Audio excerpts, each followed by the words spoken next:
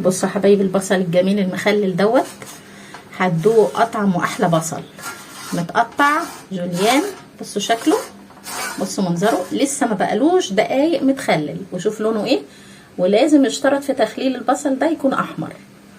بصوا طريقته طريقه جميله، انا كنت بخلله صحيح بس الطريقه دي عجبتني جدا.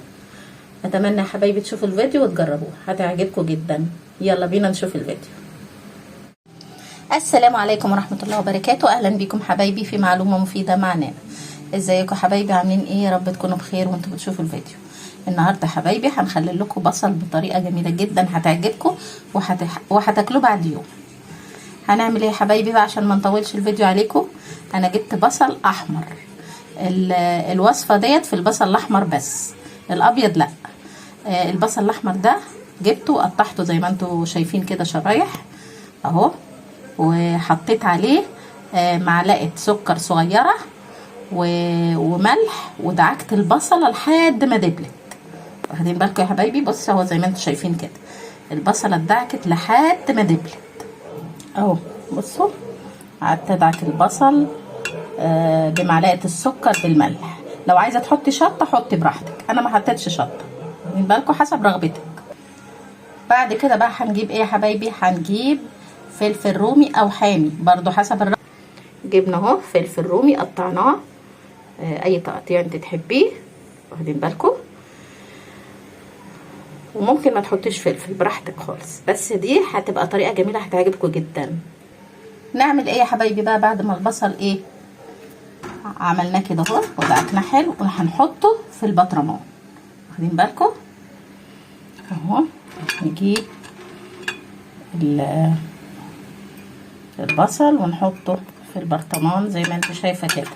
بصل مدعوك بالملح والشطه لو حابه، انا عاملاه بالايه؟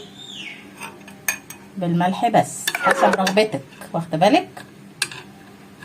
هحط وارجع لكم. هنا حبايبي حطيت حبه بصل، واخدين بالكم؟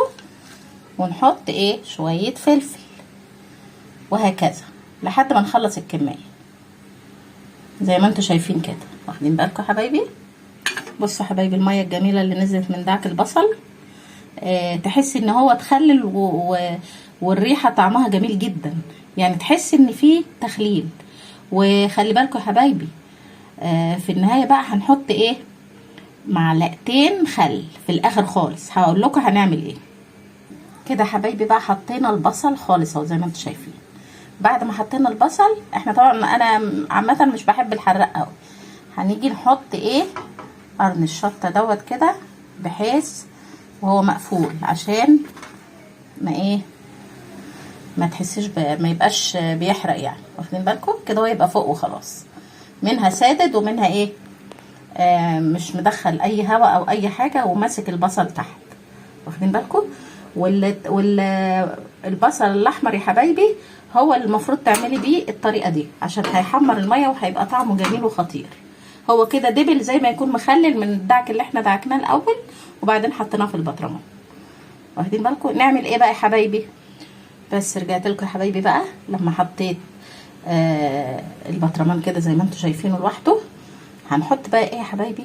3 معالق خل اهو اهو، دول 3 معالق خل بس كده. هنعمل ايه بقى؟ التكايه اللي هتخليه طعمه جميل، احنا جايبين ميه مغليه ومتبرده، يا اما ميه من الفلتر، واخدين بالكم؟ دي مغليه ومبرده، هنحطها ايه؟ على البصل المخلل اهو بس كده. كلي منه بعد 24 ساعه هتاكلي اطعم واجمل مخلل بصل. انا كنت الاول بخلله وهو صحيح، بس ايه دي جربتها لقيتها جميله جدا. هنحط بقى الايه دي ونغطيه اهو يا حبايبي 24 ساعه بالظبط، وهتاكلي اطعم بصل مخلل يا حبايبي. كده حبايبي ظبطنا الملح بتاعه وقفلناه، هتاكليه بعد 24 ساعه بالظبط، هتاكلي احلى بصل ممكن تدوقيه، واخدين بالكم؟ انا كنت بخلله صحيح بس جربت الطريقه دي جميله جدا وسريعه، والطعم هتلاقيه خطير. تاكليه مع اي اكله وتحطي فيه فلفل، عايزه تحطيه لوحده اهو. شوفوا عشان ادعكنا بس لازم تتعمل ببصل احمر. شوفوا الحبه اللي انا بس عملت فيهم وخللت فيهم، الميه بقت حمرا ازاي ولون البصل بقى جميل ازاي. حتى وانا بحطه في البطرمان دبل كده زي ما يكون اتخلل، يعني اسرع بصل مخلل ممكن تدوقيه. جميل جدا وهيعجبكم يا حبايبي.